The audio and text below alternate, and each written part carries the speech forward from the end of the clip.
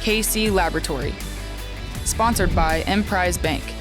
It's the KC Laboratory presented by Emprise Bank. Emprise debit cards are contactless, much like practice this week for the Chiefs. Secure and faster than ever. So fast they're giving the cheetah a run for his money. Emprise Bank, member FDIC. And I did mention practice there.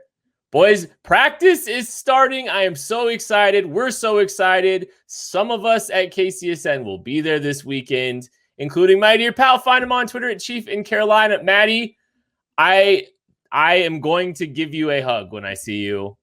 I'm going to risk COVID to hug you because I am excited to see you, my friend.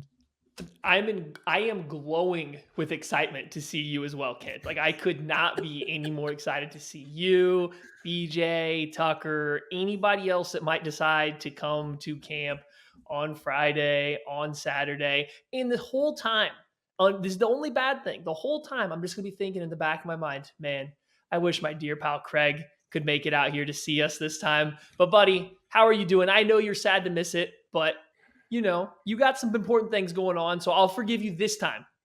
Yeah, I do have some important things going on. We can just go ahead and say it. I'm expecting my second child any day now, so I don't feel super comfortable being very far away from home right now. So it's kind of a big deal that I be here and I be near this. So I would love to be at camp. I would love to see everybody, but life is kind of more important in this scenario. So looking forward to that. Looking forward to hearing from these guys what they're going to see at camp. But today we're going to talk a little bit about kind of what we expect out of camp and what we'd like to do here. A little bit? Wait, have you met any of us, Craig? A little bit. Here's the thing. We when we don't have a rundown and we just kind of want to go all over the place, it winds up being like an hour and a half. So this is going to be a long episode.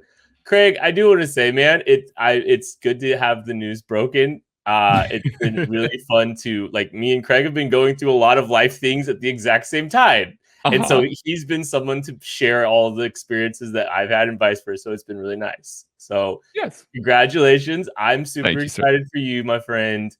And yes, I'm excited for you. It's going to be awesome. Yes, it's going to be great. Everything to the both of you. Welcome to the club. The two kid polar club. Opposite of the first. So be ready. Oh no. I'm the only one that didn't go. Well, never mind. I'll never mind. Yes, nailed it. Let's talk about the Chiefs. Let's talk about the Chiefs, shall we? This is why we need a rundown. We have kids around, and this is why we need the rundown. Without a teleprompter, my man is lost in the woods. I just love how both of you knew exactly where I was going with that. Yep. Yes. Let's talk about the Chiefs. The team, they've reported the practice start on Wednesday. Obviously, you got a little bit of a teaser there with some of the rookies and stuff getting in, to the mix. Patrick Mahomes getting some practices in, just getting, ready for full speed ahead. The full team's going to be practicing on Wednesday. And there's a lot of things that we're all excited to be, paying attention to, looking at. I think one of the things that is very interesting right off the bat, and I think one of the things everybody's going to be really paying attention to, like, you're going to see 84 tweets about it because everybody's going to have the same idea. Who plays right guard right off the bat, Matty? I think that's a big question. We think that's the number one question coming right out of camp. I think that will be one. I think that will be one of the biggest questions when they line up for teams. That will be one of the first things that people are paying attention to.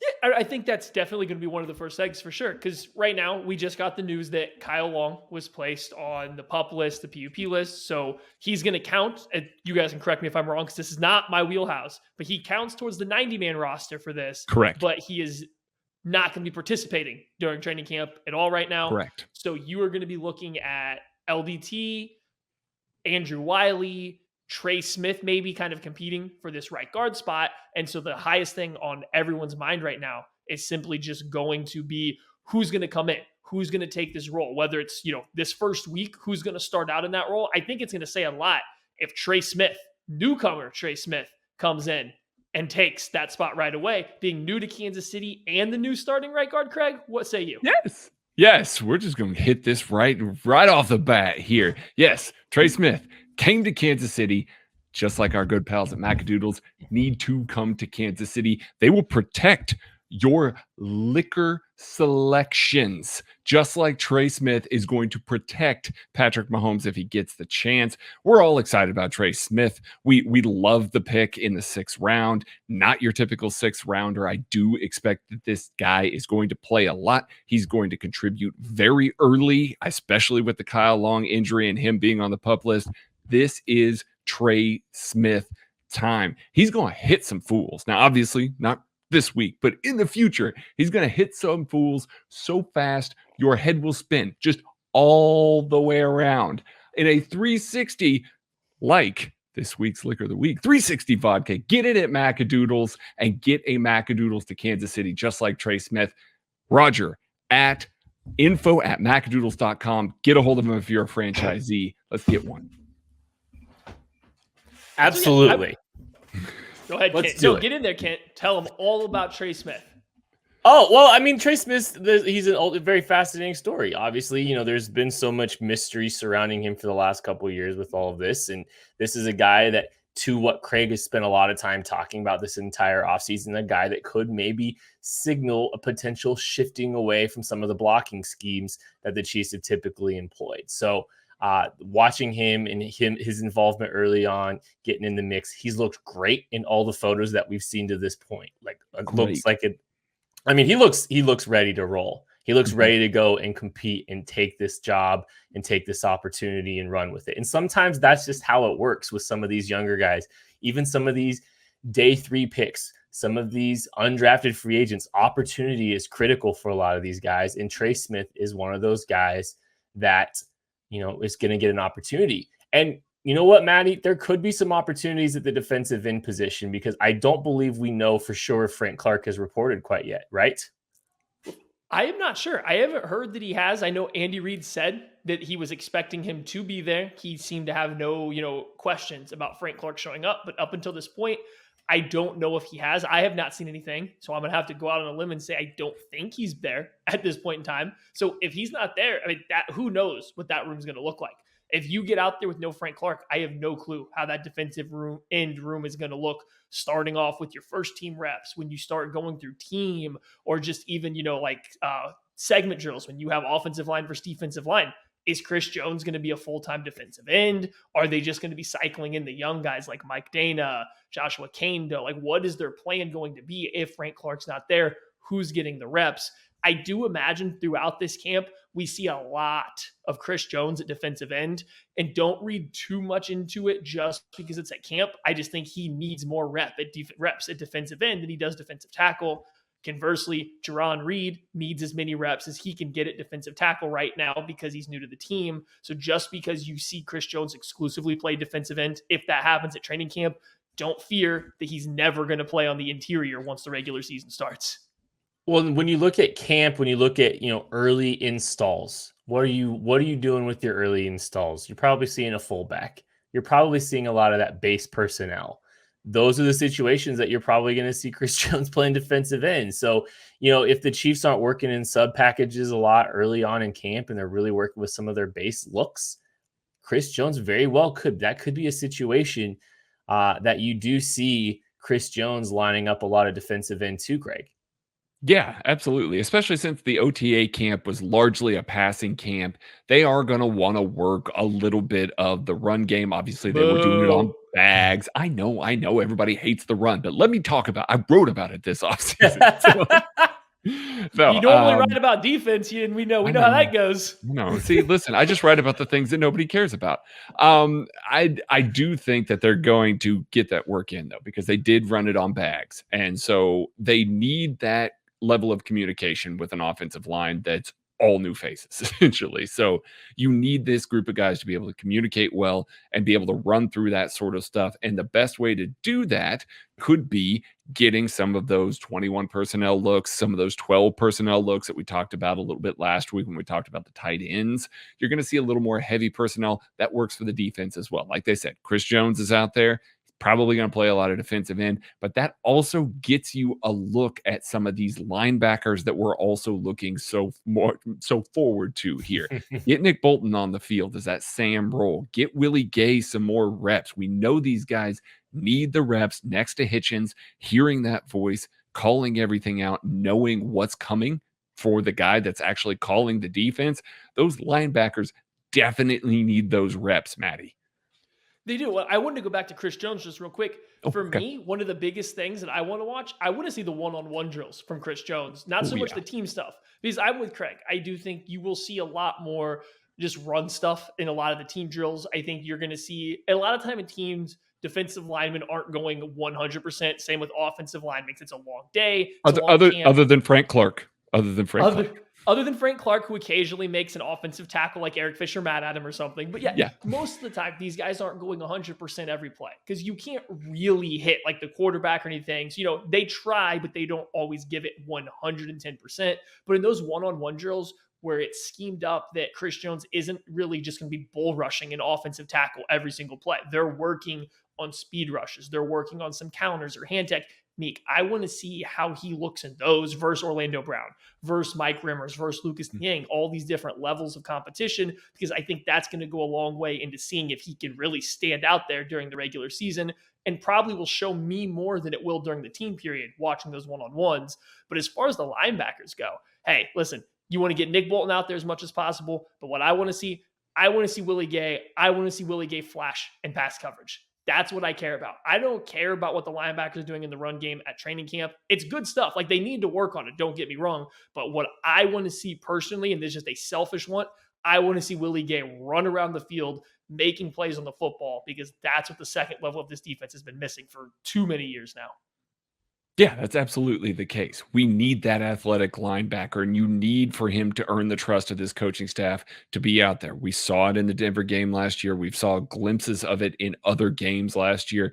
He is the guy that you want to be that kind of electrifying coverage linebacker that can get out there and move with the tight ends and the running backs at the NFL level. If he can prove himself to do that early, you're going to see him a lot in the nickel, and you might see him in the dime if he can pick up some of that stuff early. Obviously we got our fingers crossed on that. So we'll see. But getting these reps that he did not get last year are so ultra important for him this year.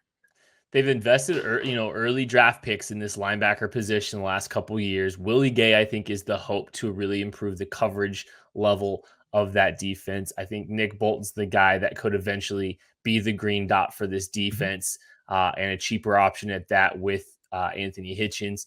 You want to see both of these guys. You want to see how they, I want to see, like you said, Willie Gay in coverage. I want to see if Nick Bolton can play fast, because that's one of the things when he's getting downhill, his instincts, being able to make plays behind the line of scrimmage, especially in the run game. Some of these situations, some of these, early looks could be decent for him. Maybe not from a contact perspective, from a trigger perspective. If they're really working on some of the run fits, they're really working on some of that base personnel stuff. So that's something I'm really anticipating seeing out of, those two, the linebacker position. And honestly, let's see how Hitchens looks, because that's the big one. Yeah. That's what I want to see.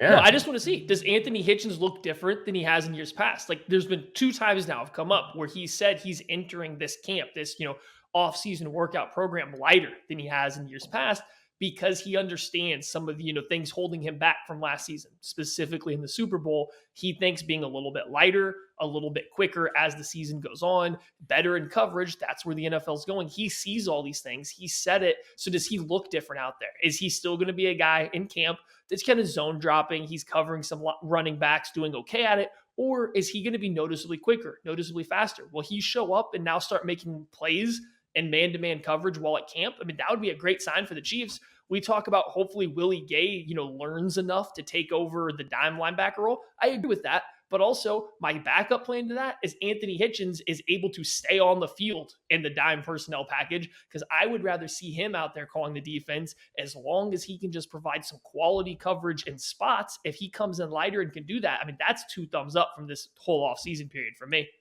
Yeah, absolutely. You want him flashing to the flat. You want him blitzing as that guy, because you want Willie Gay to be that more dynamic guy that can run with the entire route. That's the hope.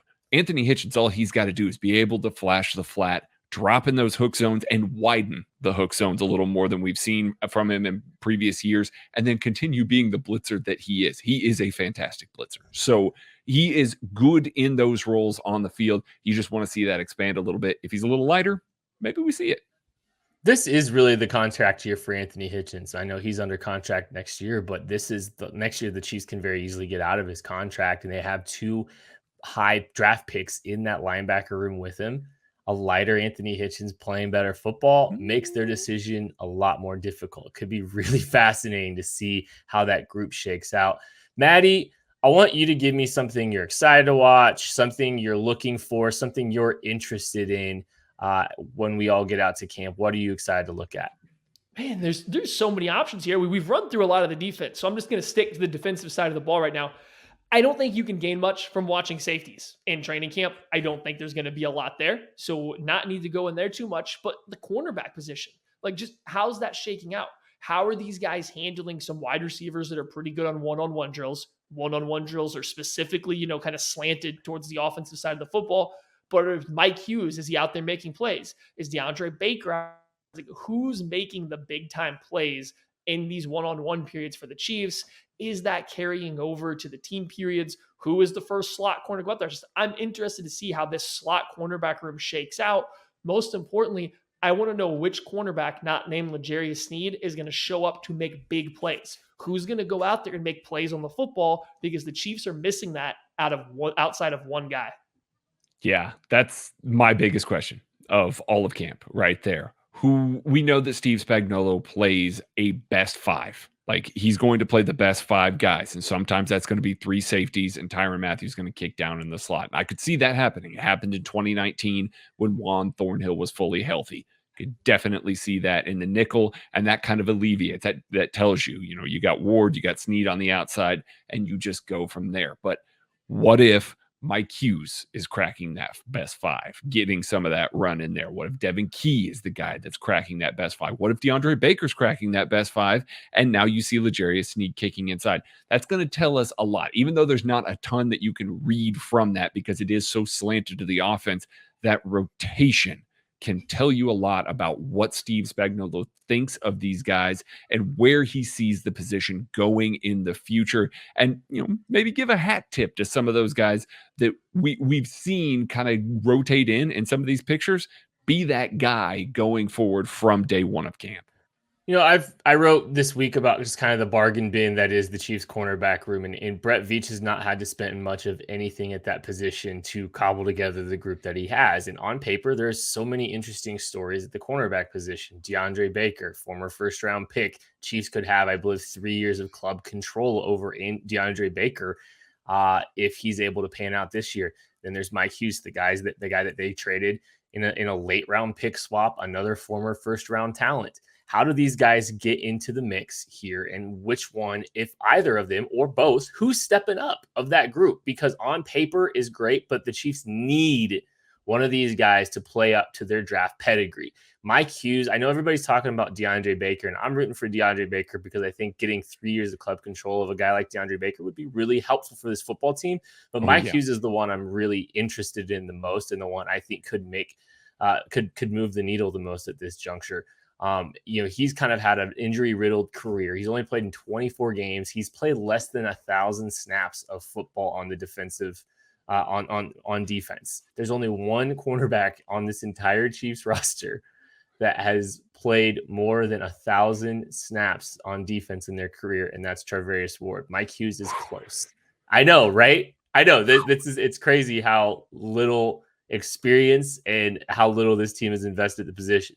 Now, having the Bermuda Triangle back in the middle of the field, sure, safeties could certainly help that for sure. But the Bermuda Triangle, I love it. And that's when the safeties are working and the slot drop cover two's thriving. It's the Bermuda Triangle.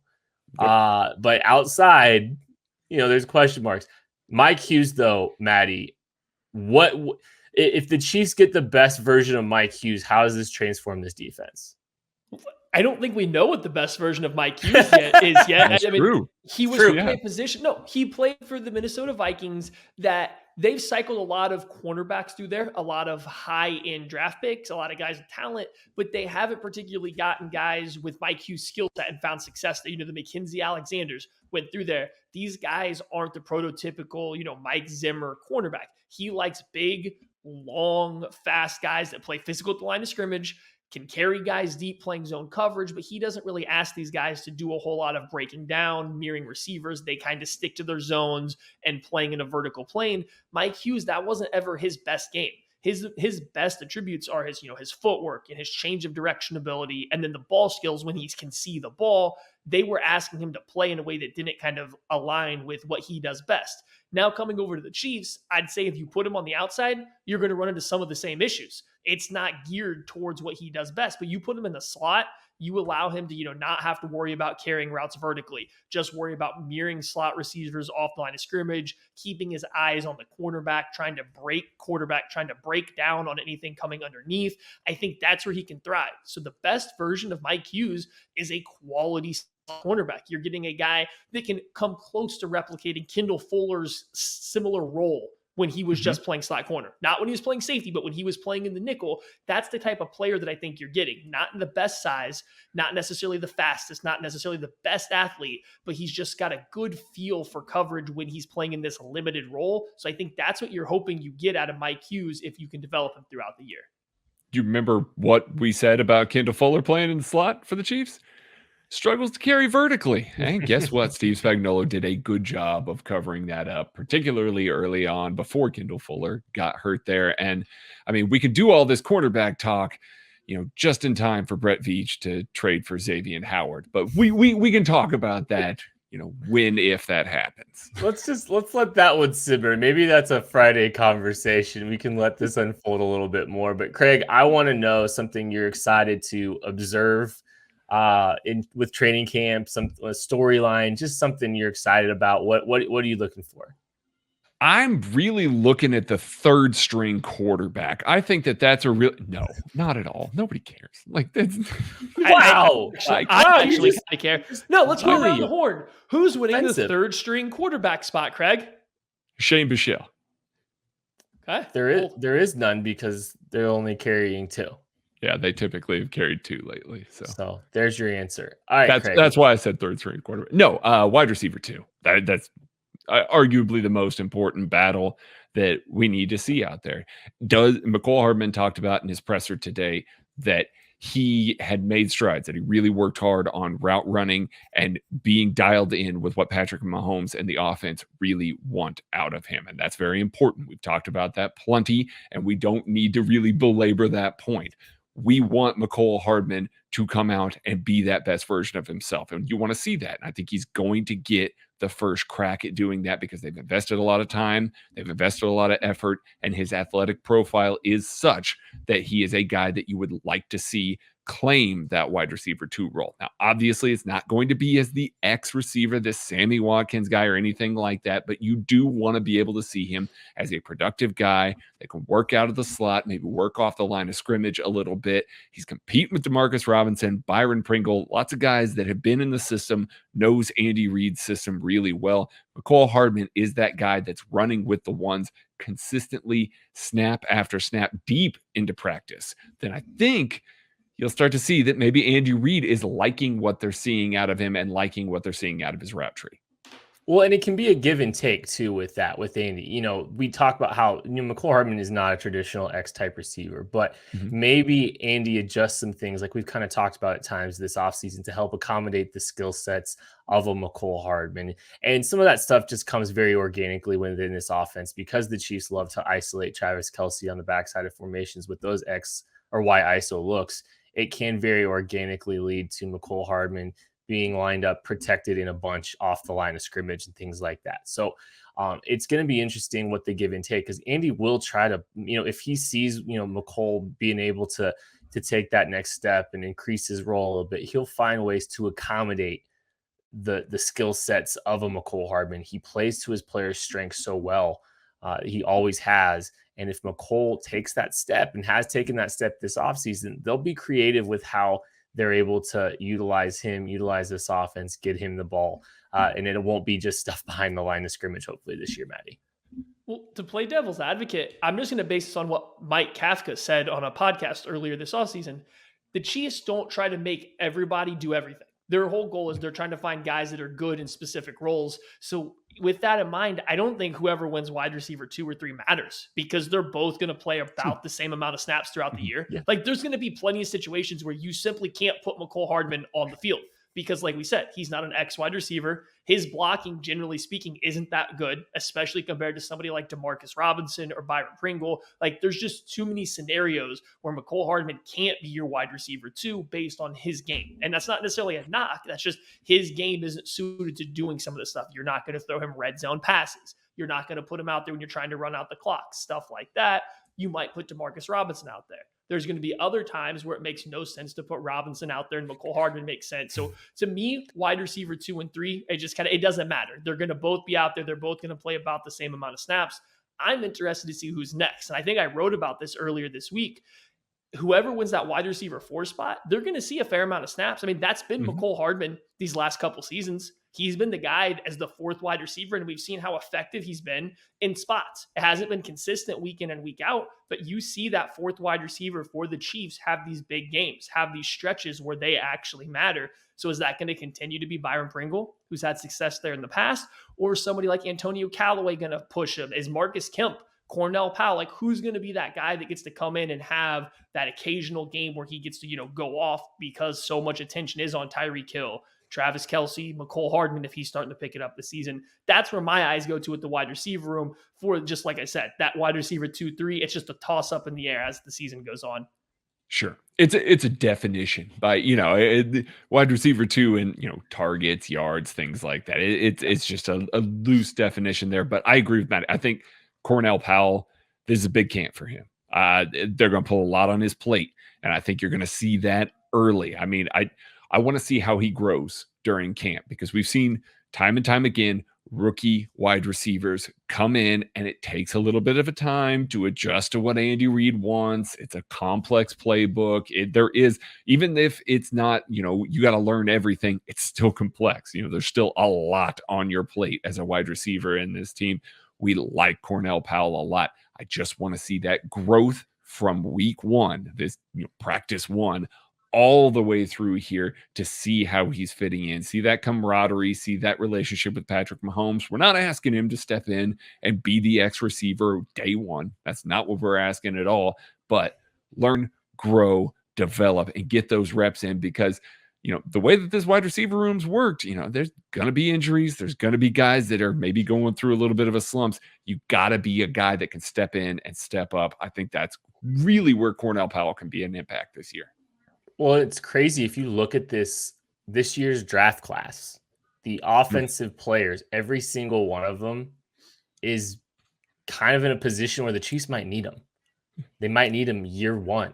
All of these guys have a potential for an opportunity to make some plays this year, or be on the starting offensive line for this football team.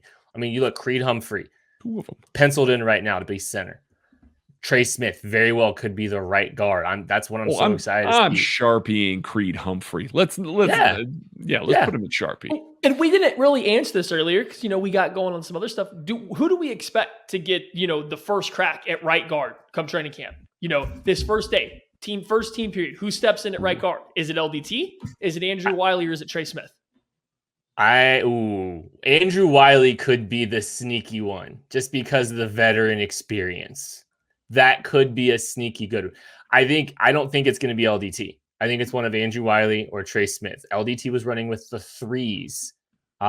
It looked like on some of the photos and some of that kind of stuff in mini camp this last, couple, the last time we saw pictures of this group. So I don't think it's going to be LDT. I think it's one of Andrew Wiley and Trey Smith. And I could see it being Andrew Wiley out of, the veteran. This just seems that screams Andy Reid is giving the veteran the nod, even though I'm more interested in seeing if it's Trey Smith. I think there's going to be a rotation. I think there's going to be a fairly healthy rotation. Obviously, they don't want to just hand it immediately over to Trey Smith, even though Andy Heck loves Trey Smith, and it sounds like Andy Reid does as well. I think that he's going to get some rotation in with the ones. I'm not going to be surprised if Andrew Wiley or even LDT is getting some rotations in there with the ones. Those guys know the system. They know what they're expected to do out there. But honestly, give it to Trey. I think by the end of camp, I think it's Trey Smith. Well, that's what I was saying earlier is I think if you get there on day one or even this first week and Trey Smith's getting a healthy dose or the majority of the reps at right guard, lock it in. It's over. If he's the first one they put out there or if he's getting the majority of reps, it's done. If he's not, that's fine. They might just be making him work for it. Like there's nothing to worry about if Trey Smith is only getting, 20% of the first team reps as camp first starts. Don't worry about it. That means he's still very clearly in the running. But if he gets the most, it's over. I actually do think LDT has a pretty good shot here for what Kent was saying with the veteran aspect. I don't think the team wants Andrew Wiley to start. I really don't. And I get that LDT was running with the threes when he got back, but he also hadn't played football for 3 years. Like the guy probably wasn't in good enough shape to play with the ones. He probably needed less reps to play with guys that weren't going to be out there. If you're not going to give it to Trey Smith, I think it's going to be LDT. I think it's one of those two guys that get the majority of the reps to start practice, and I'm hoping it's Trey Smith as well. I think LDT being out of shape back then isn't an indicator that he just gets to jump into training camp right away either, though, to be fair. It's interesting, though, if Trey Smith is getting the opportunities that we're talking about right here, our attention to Kyle Long, I think, turns to does he overtake Mike Rimmers at right tackle? I think that's what the conversation turns into whenever he returns. If Trey Smith is really jumping in right away and taking hold of that opportunity, I think that's what it could wind up being with Kyle Long. Was Mike Rimmers even holding on to that position by then? I think so. I do. I don't have a ton of confidence in Lucas Niang right now. I hope I'm wrong. I don't know. We've made it 30 minutes now, and we haven't gotten to Lucas Niang yet, who, I think you could easily put up there as just as important or just as intriguing as a person as Trey Smith is, because here's another guy.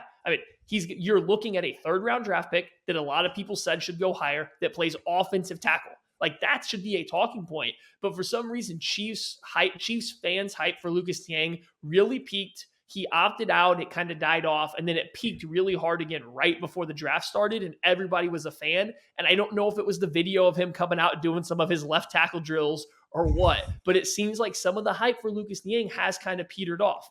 I don't know if it's because, there's just get this overwhelming feeling that Mike Rimmers is back, was called a starting right tackle by his agent when he signed his contract.